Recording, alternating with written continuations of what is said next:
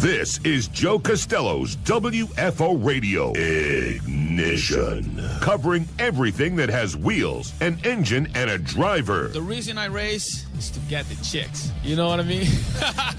NASCAR, IndyCar, Formula One, sports cars, and NHRA drag racing. Hey guys, just want to let you know, WFO rocks. WFO Radio is total motorsports. It's just so cool. Fasten your seatbelts, fire up the ignition, and drop the hammer. Yeah, let's do it. Now, here's your host, Joe Castello.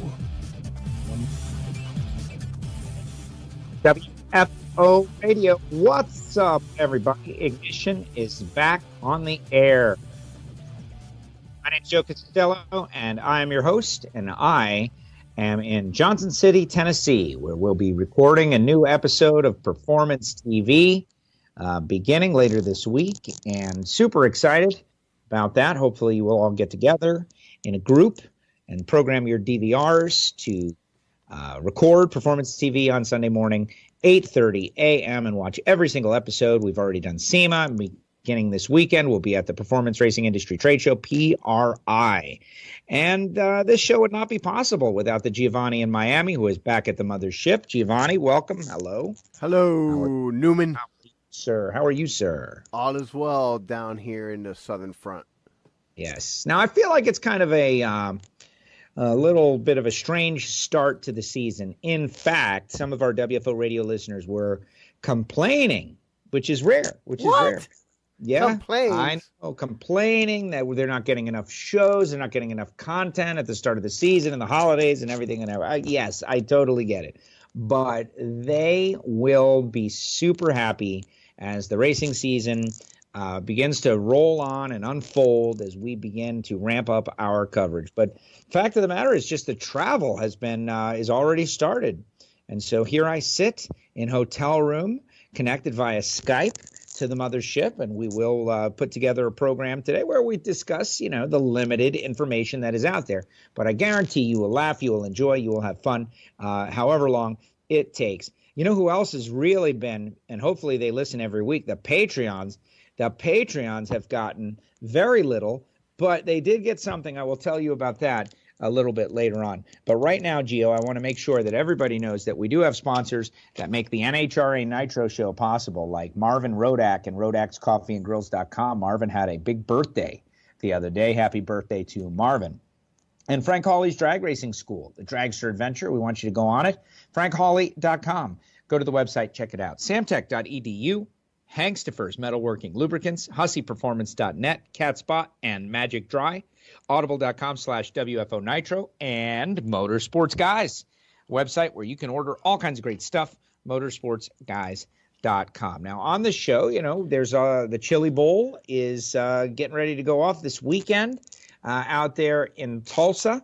Several NASCAR drivers going to be in there. It has become the unofficial start to the season. The Chili Bowl, Rolex 24, the end of the month, all that going on. Very interesting stuff going on. NHRA Nitro this week, and have Ned Walliser, the new vice president of competition. Plus, the Parade of Champions from 2018 continues with Steve Williams. I'm going to throw out some news, a lot of news breaking in the NHRA every second, in fact. And since the show is already in the can, I'm stressing a little bit, because I'm sure something huge is going to break. You know what that's all about, Giovanni. As soon as I put the show in the can a little bit early, big breaking news, guaranteed. Well, I'll do my best to stay up all night and turn this as soon as I can. Oh, great. Well, yeah, exactly. It doesn't even matter. It's fine. Because during the show, I mentioned that the show is being done early. But I can tell you already, news from the NHRA universe, and it is discussed in the show, but that class eliminations in stock and super stock will actually be held the week prior at the Baby Gators divisional race in Division 2. And it's one of those very challenging and difficult decisions by the NHRA. They decided to give every racer the opportunity to win class at the Gator Nationals. But the downside is that every fan that comes to the race for the Gator Nationals is not going to have the opportunity to watch class eliminations, which usually take place on Thursday, because it's the week before. And so the fans missing out on a little bit, but the racers get a huge benefit. And, of course, some people are going to be disappointed. Some people are going to be happy. It's one of those split the baby kind of deals. But I support it. I support it because there's only 60 stock and super stock cars in each category. There's a quota because every category in NHRA is going to be run at the Gator Nationals. And so they have limited space and limited opportunity. And from what I understand, every racer that has entered has 7 grading points, which means it's going to be a best of the best kind of thing. Everybody gunning for the Gator National. So if you've got a really fast car, but you don't run a lot of races and only have 3 grading points, guess what? You were not going to have a chance to win class. But we'll talk about that more next week with Alan Reinhart, Rich Schaefer, and others as we delve into that, what is going on. Other NHRA news, but we'll delve all into that the following week. We've got SportsCollision to talk about. The NFL is down to the Final Four, New England versus Kansas City, the Rams versus the Saints. Going to be very interesting. Giovanni will take us through all of that. And we are going to have ourselves a lot of fun for however long this show runs, which is in question at this point, Giovanni. Yeah, it sure is. I mean, we usually don't have a set predetermined amount of time that we want to do the show, but I'm going to guess, if I was a betting man, which I am not, that this show is not going to be one of the longer ones. Let's just leave it at that. Absolutely. Well, it's not, and I don't think people should expect it. But what they will get is performance TV, and they'll remember, and they'll be like, oh, yeah, that's where Joe was. Now, I did mention the Patreons, and I want to get into that a little bit, because I don't think you even know this. This is new information for you. But the Patreons, patreon.com/WFO radio, the paying audience, the people that pay us directly, which I keep saying over and over again that we're going to ramp up the coverage, and we are. When there's coverage to ramp up for the Patreons as the season begins.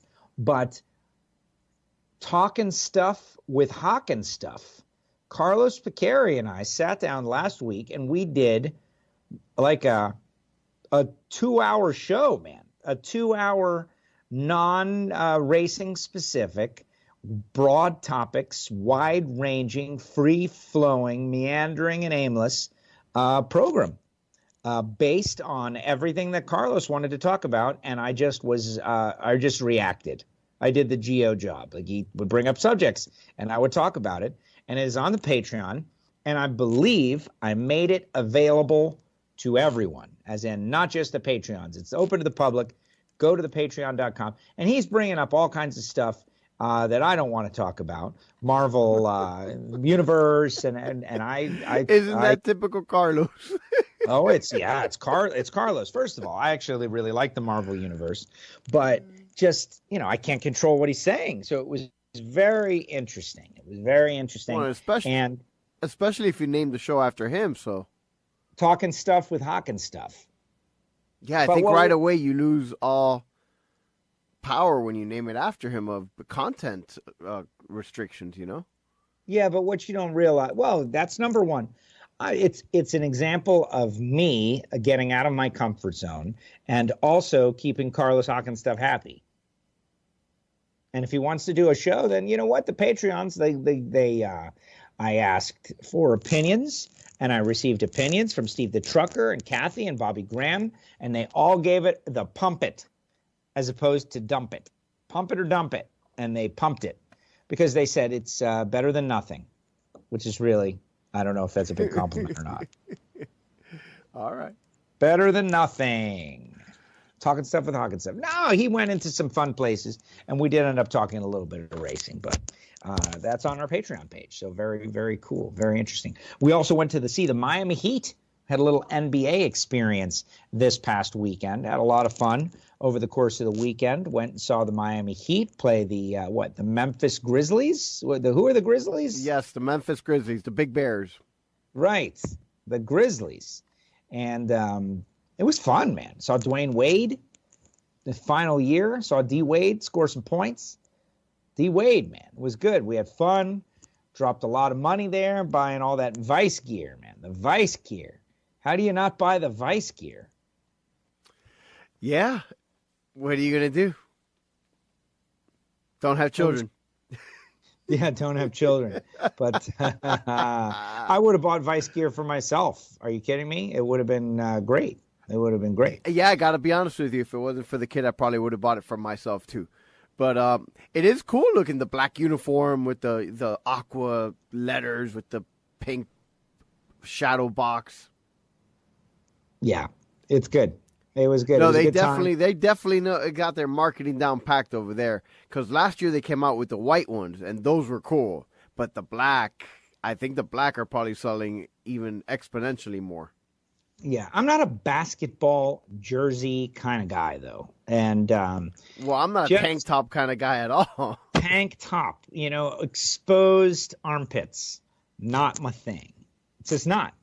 And, I know you can wear a T-shirt underneath, and sure, but even still, I just feel like, I don't know. I don't feel like an adult wearing a basketball jersey. Yeah, I mean, I don't know. I don't own any. Jerseys you would wear. Let's go. Ready? Rapid fire. Baseball. Yes, you have one. So do I. Basketball. No. Not I would wear one. I guess if I'm going to a basketball game, I would wear a jersey if I owned one, but with a T-shirt underneath the same color as the jersey. Like if I had that black Vice jersey, I would have just a solid black T-shirt underneath and the jersey on top. Is the only way I would do it. And like you said, only to go to a basketball game. But again, I'm a 45-year-old that, I guess teenagers and maybe college kids and guys in their 20s, they like wearing stuff like that, I guess. But I wouldn't have wore it back then either, to be honest with you. Yeah, but even still, I just do not.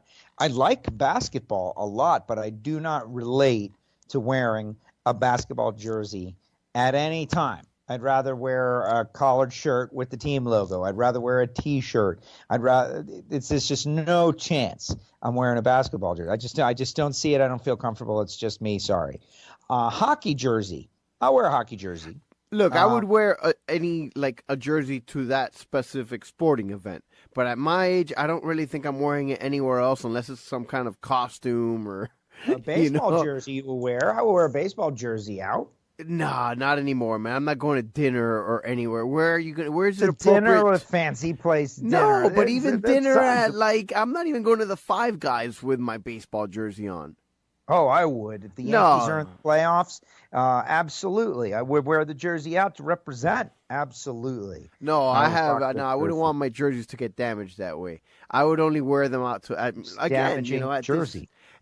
You wear a jersey to Five Guys, you never know what kind of food could get out. Why are you going to Five Guys? What are you talking about? Who's talking about Five Guys? Anywhere, I don't know. Where are you going to wear this out to represent? Office. To the post office. I'm going to the post office. You're going to Five Guys. I'm running around doing errands. I'm just going out, man. I'm going Home Depot to look for light bulbs, LED light bulbs. Or it could be Fuddruckers. In this fantasy scenario that is totally made up, I'm going to buy LED light bulbs from Home Depot, and you're going to Five Guys to feed your fat face.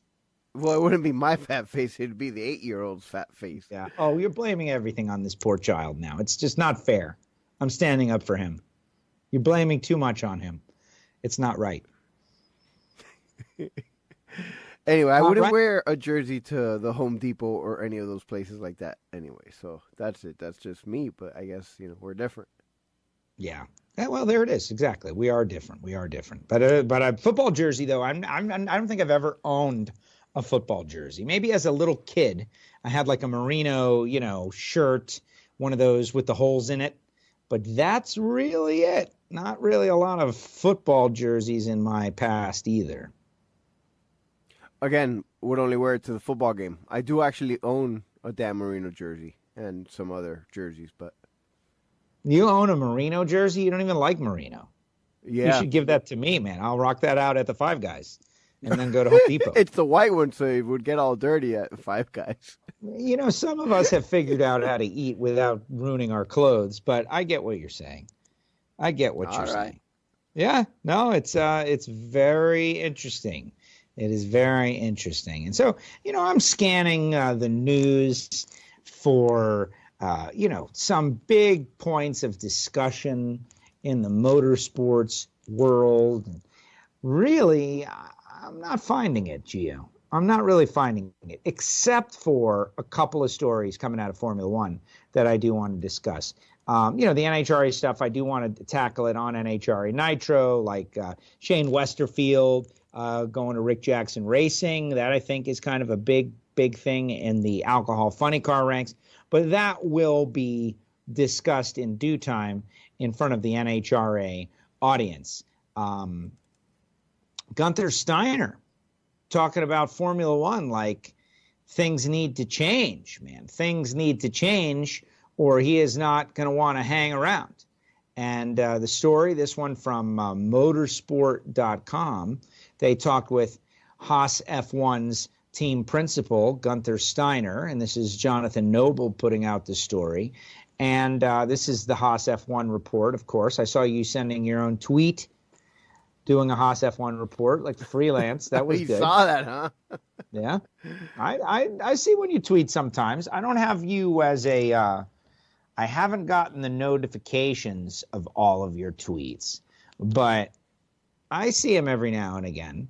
And it is very interesting. It is very interesting to see what's geo tweet worthy. Well, there's no real Haas F1 news to be reporting on, as we're still in the middle of the winter break and they haven't really got into testing or car unveiling or any of that stuff yet. So right. I saw them tweet that, and I was like, oh, this is perfect. Here's your Haas F1 report. But here's the story from motorsport.com. Haas team boss Gunther Steiner reckons there would be no point in him carrying on in Formula One in the long term if there was never a chance of his team being able to challenge the sport's top three outfits. So first thing I want to make perfectly clear is it seems like this is more him personally. I don't think he's speaking about the team, like stopping participation or anything. I think he's talking about himself as a man. Totally right? agree. Yeah, but he makes some interesting points. The current grid has been divided into two, with a gulf of performance between the top three squads, Mercedes, Ferrari, and Red Bull, and the rest of the field. The first thing is the word squad. A lot of people like to use the word squad. I don't know. I want a definition of squad. I don't know if it applies to a corporation's team like Mercedes, but I digress. Some have referred to F1 being split into Class A and Class B because the midfield outfits have little chance of being able to challenge the leading trio. Steiner says he can accept such a situation carrying on in the short term, but thinks he would have to question his involvement longer term if things do not change. And here's what he says, and this is very important. I think for 2 years, yes, it's sustainable. But long term, no, it gets old. If it doesn't change at some point, there's no point to just be in it. The business as a business doesn't work if you cannot take and feel the enjoyment of competing for podiums and wins. There's no point to be here after a certain time, you know? Why would I waste my life working madly day and night, flying to, I don't know, 21 countries all around the globe to know I can just do the same as I did last year? There's no point, says Gunther Steiner. And let's think about that. Wow, so true, so true.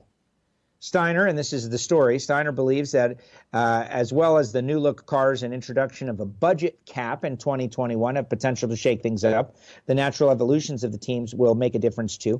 It's F1, it always changes, and things change here so quickly, so I don't think that in 3 years Formula One would be the Formula One that we know now. I mean, look at what Formula One was beginning in the 2000s. You could make money really easily, and now it's impossible. Just 18 years later, it's impossible, you know? So things change. That's actually a part of Formula One, which interests me. It's not like doing the same for the next 20 years every time something changes, says Gunther Steiner on motorsport.com. And that's what I want to explore, like doing the same thing over and over just to be doing it with no possibility of advancing. I agree with him. I agree. Like, yeah, we're fourth, we're fifth, we're fourth, we're fifth, we're fifth, we're fourth, we're sixth, we're fourth, we're third, we're sixth.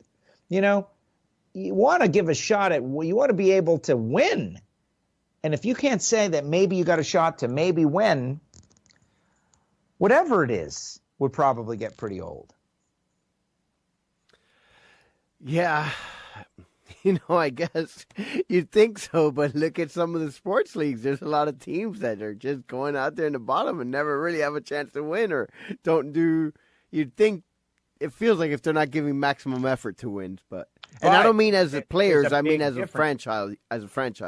But there's a big difference though, because a lot of those bottom feeding teams are also the ones that make the most money. Yes, especially in the other sports with the guaranteed TV revenues and so forth. Yes. Whereas he's talking about not making money. Speaking of which, didn't you make picks last week? How did they do? Let me see. I believe I did. I mean, I know how I did personally, but I don't remember what I picked on the show. Let me see. Let me quickly find some kind of paperwork here. Quickly. Well, not yeah, so well, quickly, listen, I just threw you a curveball. Yeah. I did. I just threw you a curveball. We were talking Gunther Steiner, and then we ended up talking regular sports, and then I thought, Gio made picks, didn't he? And before I forgot the picks, I brought it up to you. Yeah. Thanks a lot. I don't see my picks anywhere. So, dude, I had a great weekend. I had a great weekend, except that I basically went double or nothing on the last game, which was the Saints, and my big play was the over, and it didn't get anywhere near the total, and so. Why would you do that, man? Why would you do that? You had sometimes New England. you gotta. It was a guarantee. It was a I mortal. I did have New England. That was great. That was. Then you gave it all back. Well, I was silly play on something that Nick Foles, a backup quarterback. Well, the analytics suggested that there would be a lot more points and more scoring. Everybody likes to score. I like to score. Everybody likes to score, even free practice. Well, that's unfortunate, my man. But no, it's not unfortunate. I'm a grown boy. I know what I'm doing. Well, yeah, I don't find it. No, I don't. I'm not. I wasn't bothered at all. You're Gunther Steiner. You're staying in the same position. Yeah, I know, but that's exactly why I just rolled threw the other dice out there to make a big jump ahead. Except I fell on my face, and so I'm stuck in the same spot. You're stuck in the same spot. Whereas, meanwhile, if you had just stuck with the Patriots at home, you'd have been a big winner and way ahead. Yeah, no, it would have been nice, but instead of that, I was going to make about 2.6 times my Patriot winnings, and so I decided to throw it all. Sounds good on paper. Into the fate machine. Sounds good on paper. Definitely. I mean, it is what it is. Yeah, definitely. We can't go any further without mentioning J.D. Gibbs passing away at 49. Been battling this degenerative neurological disease and passed away earlier in the week. Very, very sad situation just because what does it tell you? What is the lesson to be learned from this situation? That regardless of talent, ability, birthright, whatever, your health is really all that you have. And JD, son of Joe Gibbs, lived a charmed, wonderful, fun existence. First with football, then with NASCAR. Was president of Joe Gibbs Racing from 1997 to 2015. They won 4 Cup titles. under his leadership. Bobby Labonte, Tony Stewart, and others. Kyle Busch, 2015, the final. And he's gone because of something that was totally just out of his control. And if that doesn't, wake you up to appreciate your health if you've got it, I don't know what would. And at 49, he did live wouldn't call it a full life, but a pretty packed good life of, half century or so. Yeah, that's about it. No, man. At 49, look, even the cold, callous death guy like me thinks that this is a very sad story. At 49, he's lived that, let's just say, generally speaking, people now live to be 80, which would seem to be pretty, common 80. And that's only about 55-60% there. So. Yeah, but since you brought up that you're the cold, callous death guy, quote. Yeah. Yeah, I generally, I'm not even going to get into it. I generally, my thoughts, won't be seeing them no more. Yeah, well, I don't like the way you do that, but that's your thing. Right? No, it's not my thing. It's just that's the way I feel about it. Yeah, no, I know, but it's not like a personal. It's unnecessarily harsh, but whatever. But he lived the good years, man. He lived the good years. Everything was downhill from this point on. Hashtag cold callous death, Gio. It must be cold over there, huh? It is cold. Oh, you don't understand. This morning, I had a 2:45 flight, so I had to go to the airport at 1 o'clock, 1:15. And I was taking care of some stuff in the morning and handling things, putting together nitro, and I went out into the backyard. And I'm standing in the backyard, and there's not a cloud in the sky, and it's like, I don't know, 75 degrees or something like that, like a little crisp, cool air, but still bright and warm and nice. And the rays of the sun are like beaming down upon me. And I can feel like I'm just got my arms open and I'm looking up and my eyes are closed and I'm like being irradiated by the energy of the sun. And I'm feeling it and I'm looking and a bird flew by and the bird like looked down on me and the bird said, "Hello, Joe." And I just was enjoying it. It was a scene out of Disney. And then I thought to myself, where am I going? What am I doing? Why am I doing this?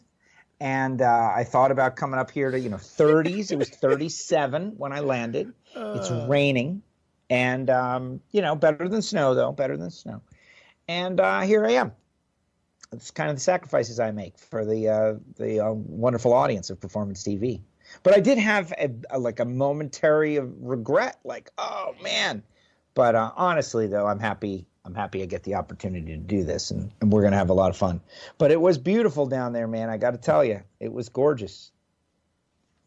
It sure is, but it's gonna get cold. It's gonna be like 55 tonight. Really? Well, like the overnight low. And then I think tomorrow, it's not sustained. And tomorrow the high is 75, so you're going to really miss it. You know what? Everyone needs to stop telling me it's going to get cold. Where, here? If it's not going to kill the iguanas, okay? I don't want to know about it unless it's going to kill the iguanas, because that's all I care about at this point. Too many iguanas, man. Too many iguanas. Kill the iguanas. We need a couple of nights in the 30s. Is what we need. Yeah, we need the low 40s to kill the iguanas, and unfortunately, I don't see that in our very near future. Oh look! Here you go. The long 10-day forecast, possibly Sunday the 20th to Monday the 21st, and that Monday to Tuesday, overnight lows appear to be 48 degrees those 2 nights. The high on Monday is 60, so we're gonna be in for a real cold front next week. But is it going to kill the iguanas? I believe that might. It depends how long it stays that cool. Otherwise, because the iguanas are really taking over. Have I ever posted one of the pictures of those freaky ones by my job by the lake? Have I shown you those? No, I haven't seen them. But I mean, I think I know which ones you mean, with all those like spikes, like dinosaurs. Yeah, you know what? Tomorrow when I see them, I'll take a picture and I'll I'll even do better. I'll post Those it for that the don't audience. know our beautiful South Florida paradise that we live in. And we're always, making fun of the fact that we live here and it's vacation town for all you folks. And we appreciate you coming down to sunny South Florida, go on your cruises and do your things. But over the years, and this was not the case, like when 10-year-old Joe Castello was running around Hollywood, Florida, there was no such thing as iguanas. There was not a problem. But there were iguanas. We just didn't have a problem with them being they weren't all running over in free. the loose, right? They weren't right. Like people bought them as pets, and I think they multiplied. You know what I mean? These are pet iguanas that have gone crazy, and they're an invasive species. Also, like the pythons, we got this. The python is the same problem. All right, we got a python problem out in the Everglades. So when you're sitting there in the frozen tundra looking out at the snow thinking, man, I wished I could be down there with Joe and Gio, think twice, because we've got invasive species, man. We have got pythons and we have got iguanas. Now, don't get me wrong, Gio and I can avoid pythons easily. Absolutely. I'm not going out in the swamp. They're out in the Everglades. The pythons are out in the Everglades. And if you want to learn about it, type python versus alligator and you'll get an education. But the iguanas, on the other hand, the iguanas are everywhere. And they just, people let them free. They multiplied. I don't know. They got here on boats from the islands. I don't really understand. But the only thing that really can kill them is cold. And, man, I would actually appreciate a week's worth of freezing cold to get rid of all the iguanas, and we would be in good shape. Yeah, it would, again, it has to be sustained cold like that because from what I understand, when it gets cold at first, they just go into like a frozen state, and they can come back from that. Yeah. So. And people are starting to eat them. I don't know if you saw that. Which is man, right. That's terrible. when you know things are out of control. When people start to eat these things, like, oh yeah, it's great. It tastes like chicken. No, it man, does look pretty good, huh? Yeah, they're that plentiful, right? That you can go catch and kill a bunch of iguanas. And there was a crazy Twitter post of a raccoon chasing down and grabbing an iguana and like dragging him off to eat him. And that one just was too much. And the video was like the craziest stuff, Florida. Hashtag Florida. Crazy stuff. So, iguanas. Yeah, just one of the many pests down here. It is. It's a pest. But I don't mind some of the other pests. I don't care about those little curly tail lizards. They're fine. Regular lizards are fine. Muscovy ducks are fine. Squirrels are fine. Everybody's fine. Iguanas, not so much. Yeah. Yeah. I don't have the iguanas in my house, but they're over there at work, and there's a bunch of them. There's a whole raccoon family too. Stay away from those raccoons, man. They're if I ever leave late that it's dark, I've seen them like just walking through the hallway because it's like an outdoor building. And okay. So I've seen them there looking for garbage there. Yeah. Well, that's where where I usually see I'm going to assume it's the dad. It's the big one. He's usually prowling that area where the dumpster is. The dad out there, earning a living for the no, raccoon. not earning. He's hunting, hunter-gatherer dad. He's a hunter-gatherer raccoon dad. It's very interesting. All right, we are getting down the home stretch here. I got a couple of things that I wanted to mention. Like, for instance... look, I found something, but I don't know if this is the right one. What is it? Raccoon chasing down the iguana and eating it? No, here. SportsCollision. Yeah, but it's too low. All right. I heard it. Yeah, all right, go ahead. Well, what I was going to say is at the North American International Auto Show in Detroit today, Ford unveiled the new GT 500, which supposedly is going to have 700-something horsepower, and it looks pretty cool, man. I really enjoyed it, and I highly go check out One of the articles, our friend of NHRA Nitro, Evan Smith, wrote an article for Hot Rod about it. And our David Hakeem, also friend of WFO NHRA Nitro, wrote his version of it. It is very interesting to see what's going on. No, Hakeem actually did not write a story. He just posted a photo. But check that out, because the Mustang is pretty impressive for all you Mustang fans out there. GT500, that is. Yeah, 700 plus horsepower, Shelby GT500. To the pony. And it looks awesome. Did you see it? Where is it at? Just type in new GT500 into Google, and you'll see like hundreds of examples. New GT500. It is also Big Daddy Don Garlett's birthday. Happy birthday to Big Daddy. Images. Oh, I like it. Yeah. Very nice. Oh, they're hitting home runs. I'm not over a there. pony guy, but I'll take one. Ford is hitting home runs over there, man. They got to do it. Chevy needs to keep up.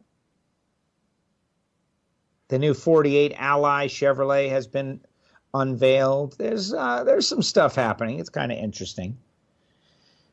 But let's get into the sports collision, because we're coming down the home stretch here. New England versus Kansas City, Rams versus Saints. I can tell you the Super Bowl I think I want to see, but I want to hear your analysis first. I want to hear what you want to see, as in what do you think would be most interesting, as opposed to what you think you will see.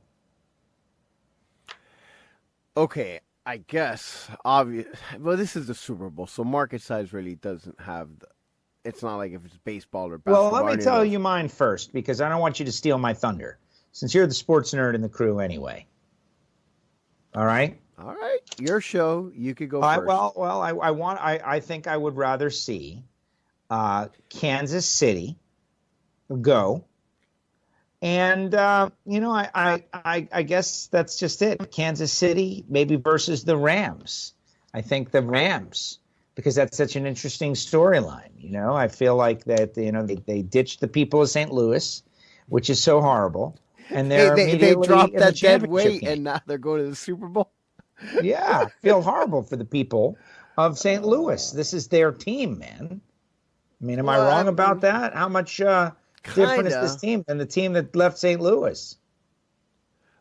Well, they kind of went. So I should be rooting against them then. Maybe I'll go for the Saints. Bobby Graham's team. How about that? Get rid of the Rams. And by the way, the Rams went to St. Louis via the Rams from L.A. Or you do recall when we were kids, they played out in L.A., right? Yeah, I remember. Okay, no, just mentioning. Didn't they have a female owner, or is that Georgia Frontier? She actually, I believe she got the team from her husband, if I'm not mistaken, but I'm not going to look that up. So, all right, let's hear the Geo picks. I don't want to see the Tom Brady show again. No offense to Tom Brady. I think he's great. He's made 8 championship games in a row, and they just totally dismantled Los Angeles. It was a no-brainer. It was like, like a taking candy from a tiny infant child, and it was really humiliating in many ways. But anybody that thought that this, warm weather team from the West Coast was going to come all the way east, go up there into frozen New England and beat Bill Belichick on his home field, Tom Brady, like, come on. And they just got torn apart and discarded like garbage. And so, here we are. We're going to have the Patriots in the Super Bowl again? Really? No. We got to see this Mahomes story continue. All right. You don't have to convince me. I was going to tell you that my original thought was going to be that the Rams and the Patriots would be what the TV execs want, because it's L.A. and Boston, like the East Coast, West Coast. Yeah, big markets. But this is the NFL and the Super Bowl, and I guess it can't be that significant of a difference in terms of the market. You know what? So 120 people, 1 million people are going to watch instead of 118 or 116. So it's really my thought on that. But we already saw the Rams in Kansas City. It was that explosive, great Monday night game, and I think that would be, if you think about it, the best matchup, what we would think. But I'm kind of rooting for the Saints to make it. And so I want to see the Chiefs and the Saints. and I like to see Drew Brees win a Super Bowl and get a second one, and I want to see that people give him some due because he's one of the best quarterbacks of our era. Too short. He's never going to make it, though, Gio. This guy doesn't have enough. He's not tall enough. Don't you understand? He's not tall enough. Well, to be great. He's not tall, but he's tall enough. He's never going to be great if he's, because he's not tall enough. Well, he's an outlier, obviously. You know what? One of our good friend, Corey Savoy, who is a Miami Dolphin fan, posted a meme on my page, which is basically the Sports Illustrated Super Bowl, whatever, and it shows Drew Brees in a Dolphins uniform. You know what I mean? Right. And how Drew Brees could have been a Dolphin, except they totally blew it. Yeah, but you know that if they would have signed him, they would have ruined his career anyway. You think they would have sullied him? Yeah, maybe. Or Nick Saban might still be here, and Alabama wouldn't have all those championships. You just don't know once right. The road Nick not Saban taken. And Drew Brees together in Miami, we would have 9 rings. Like the space-time continuum would be totally different. Well, the Patriots might not have gone to 8 championship games in a row right now, and Tom Brady going to the playoffs 16 of his 17 full-time seasons, which are ridiculous stats. Yeah. And so you would have thought that if the Dolphins had made a move like that and had a franchise quarterback over the last decade and a half, maybe the Patriots wouldn't win the division every week and have a first-round bye pretty much every year. Yeah, that's it.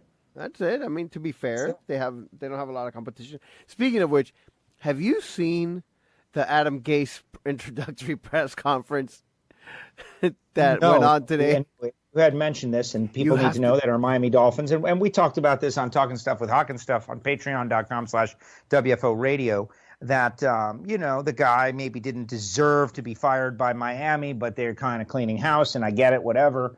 But now he's clearly out for vengeance against us. And well, no, I didn't hear anything he said. All I know is you got to see it. You don't even have to put up the volume. It's a visual thing. Just look it up. It's like a quick meme. It's everywhere now. It's a meme. This guy has given. I'm doing it. Yeah, this is the going to be the most famous thing. Is the eyes, dude. You got to see it. Adam Gase press conference. First thing that pops up on Google. Oh, really? Oh yeah, no, dude. I'm telling you, it's why. Why is he doing that? Well, no, we don't know for sure. I think he must have been high or something, to be honest with you. Adam Gase is already a meme. There it is. New York Post. Oh, this is it. Adam Gase's intense eyes steal Jets press conference. Yeah, look at that. He's got the crazy eyes. I got 4 texts about Adam Gase's. He's got crazy eyes. What's going on? There's a new Twitter account called Adam Gase's Eyes. Jeez, this guy.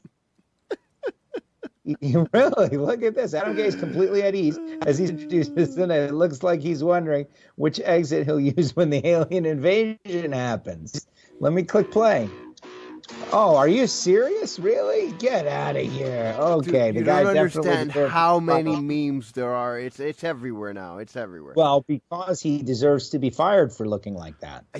I'm glad we got rid of him. If a regular person showed up to work looking like that, they would be drug tested immediately.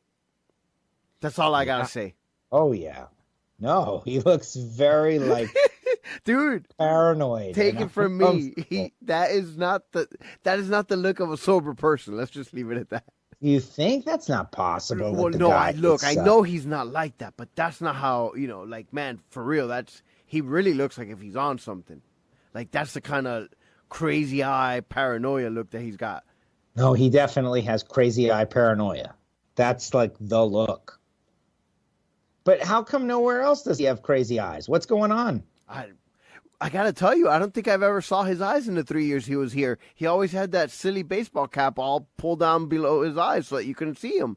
And then I saw him today without a hat on. And I realized it's because he's bald. It's because we never saw him. But I got to tell you, I don't think I remember ever seeing his eyes now. Until now that I see this, I'm like, is this even the guy who was the Dolphins coach? Because I barely recognized him without his ball cap on. I'm watching one from Jeff Eisenband, and it's troubling. Everybody's put all kinds of funny, their own little spin on it. From baseball up, some of the Yankee I kind of think. Listen, I'm going to give you my excuse in advance. He went to the eye doctor and had his eyes dilated. No, I'm telling you. Okay. He had his eyes dilated because his it's weird. Wow. Normally, when you tell me to look at something, it turns out to be not really that great. This one is right. Look here, this person put Adam Gase after just burying bodies, thinking to himself, act normal, no one will suspect anything. It's fine. Everything's fine. After his official introduction, Gase appeared on the Michael Kay show where he was asked about his eyes becoming a meme. Before the host could get to that, they mentioned one thing stuck out, and Gase mentioned the glare. So he was clearly aware of his strong stare. He said there was a glare. He's not quite aware of just how widespread it became on the internet. I don't even know what that is, Gase said about being asked about a meme. He goes, I don't have Twitter. I don't have Instagram. I don't look at the internet. I don't really watch TV. I watch movies. That's it. And I don't read the newspaper. The only time I get to know anything is when somebody tells me. Okay. How old is this guy? How old is he? Yeah. I don't know. I thought he was young. No, I thought he was in his 30s or something, maybe 40s. Yeah. Let's see.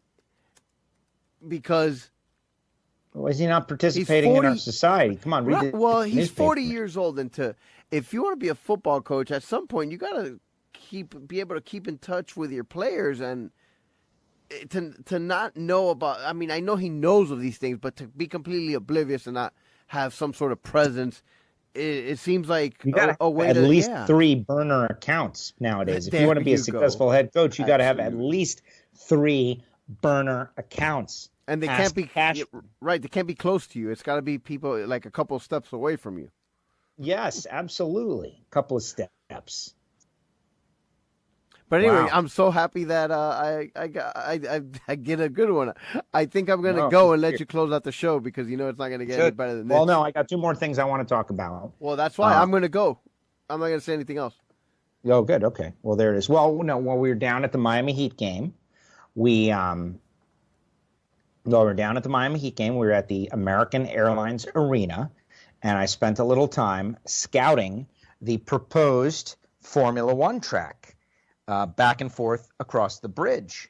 And I can tell you that it will be interesting to see these cars go over the bridge. If they're flying back and forth over the bridge. Got to tell you, it was a little scary, like a little frightening.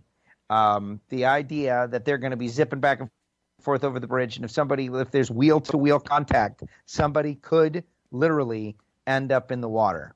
My opinion, Like, are they ready for that? I don't know. That's not going to happen, dude. I'm sure they're going to have some kind of precaution. Like what? I don't know. Like a net over the top? Like, you know how race cars are. They do whatever you say is not possible. They'll freeze the water or something, Yeah, I don't know. And part 2, as we get ready to wrap up here, this abbreviated edition of WFO Ignition. And do not worry, next week we'll be back in the studio, and we're going to start really cranking them out as things get going. I was looking at the, Dakar Rally because I said that last week I was going to check it out. But, they're still doing their Dakar thing, man. They're going back and forth. X-Raid Mini driver Stefan Peterhansel headed the 7th stage of the 2019 Dakar Rally, reclaiming 2nd place overall thanks to a technical issue from Sebastian Loeb. See, there you go. Right. That from motorsport.com. But that's not what I wanted to talk about. Did you happen to watch 60 Minutes this past week? No. Big mistake. I thought you DVR'd it. I thought you were going to start watching 60 Minutes. I never said that. Yeah, a couple of weeks ago, you told me to watch 60 Minutes. I told you that I saw the one with the conversation plastic thing. about it. How 60 Minutes is a really good show. Well, anyway, they had that. this Free guy Jack. on who is he is like the godfather of artificial intelligence, and I highly recommend that you watch it. Oh my God, it was amazing. The guy said this. Okay, first of all, the guy is Chinese and was educated in America. He's working in China, etc. I'm not going to recap the whole story, but the thing that he said was that artificial intelligence is going to change the world more than electricity did. And that's like the, blow your mind headline. And since we sometimes talk about that here on the show, you really should make it a priority to watch it. Now, he does not say, we're doomed. In fact, they ask, they keep asking him all these different questions, and he talks about like how the computers are learning and why they're able to learn now and what they're able to learn and how they learn. And it's very interesting. In fact, I found myself pondering this piece many times since I saw it just yesterday, right? Where I guess, Sunday afternoon, 60 Minutes comes on after the games. And it talks about how they changed the computer's algorithm from like, here are pictures of Geo. This is Geo. Now you can recognize Geo. And the next time Geo comes around, like the way they would with, casino security. Like, these are the people we don't want in here. Recognize these people. Instead, what it does is it just it looks at everybody and it assigns these data points to everything. And it just compares and contrasts everything.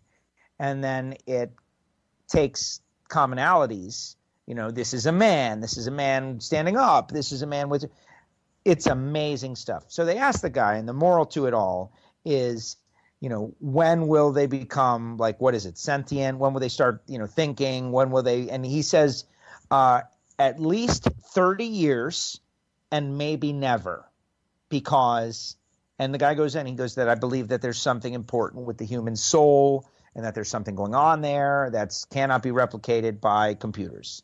And that's, what makes us human is like a real thing, and it cannot and will not be able to be, may not be able to be replicated by computers. And so I think that he thinks that it may never happen. But you got to watch it, man. You got to watch it for many reasons, And what I couldn't help but think about, it was like 10:30 this morning. And I'm getting ready to do my stuff, and all the things I told you about earlier were all happening. But I was thinking, if these computers, artificial intelligence, can grab, right, the data of each person as it's walking by, like in all these movies, Blade Runner or otherwise, hello, Geo, would you like to buy a jersey for the, New York Yankees?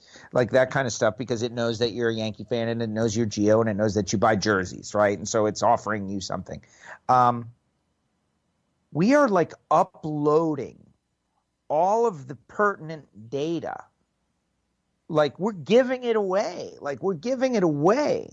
And they talk about how this is Chinese government has made this a massive priority, like one of their big things. They want to dominate this technology. And it's just amazing. You got to watch it. I was really hoping that you had seen it, because I think you were going to be blown away. I think it was going to be I think it was going to change your life more than electricity. Well, I hope to not see that ever in my lifetime, but I know we're doomed. It's okay. I don't believe this guy. Well, it's just very interesting. It's like, like here we are, every single one of us, putting up onto the public sphere who we are, where we are, what we have, what we like, who we do business with, who we love, who's closest to us, where we're going to be, where we were, You know what I mean? Like the day, like here's, okay, you want to hear the fantasy scenario that I concocted in my head? All You're right, not hit going to me. like it. Ready? Oh, boy. Okay. You heard what I just said a minute ago, right? Yes. About, they know who we are, where we're going to be, where we were, where we're going. They know all of that. Okay. Well, what if, let's just make up a fictitious enemy that doesn't exist. Okay. Come up with just a crazy name of a country that has like a lot of manpower. Let's call it China. Okay. So this crazy country that's total fantasy called China is, let's say they've got 1 billion people in all kinds of factories, and they decide they're going to build like death drones, right? And each death drone will be assigned to one person, right? Like Joe Castello. Terminators, you mean? Right. But it's not a robot, man. It's just like a flying buzz. It's like a flying thing that just comes and kills you. So the Terminator of drones. Okay. It just flies, and it just flies into you. It's like I get tiny kamikaze. So there's one program for every American. Yes. Damn. Yes. So I guess. Yes.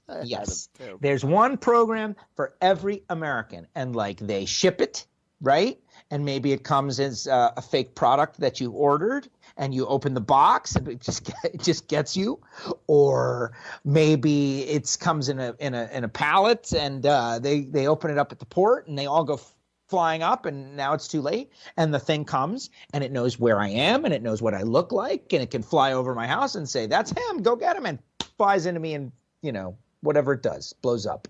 Yeah, no, I can see that, but it's going to take a lot more than a pallet. They'd have to send like a container ship to each city. 300 million. 300 that's it. million. No big deal. Not manageable. Very manageable for this country, China, that I'm just creating.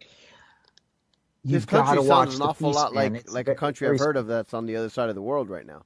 Well, I didn't want to draw any unnecessarily parallels to anything that's real. This is totally fictitious.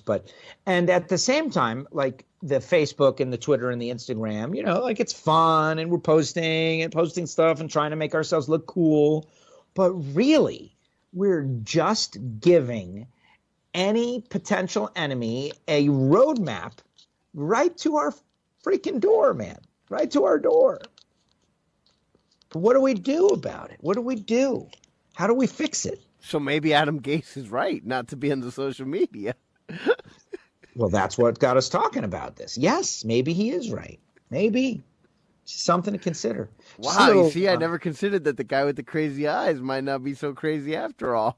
Maybe he is, man. Maybe he's an alien. Well, I told you about that stuff that they were trying to get me into about the lizard head people. Yeah. Right. So it's all connected, man. It's all connected. Anyway, and there you go. What a way to end this edition of WFO Ignition with a little extreme paranoia. A little bit of extreme paranoia. We're not paranoid. Well, no, but I mean, I do think about stuff. And okay, well, here's where we really differ. I never think about the prospect that Chino or Chino or whatever you want to call your fictitious country. Now there's two of them.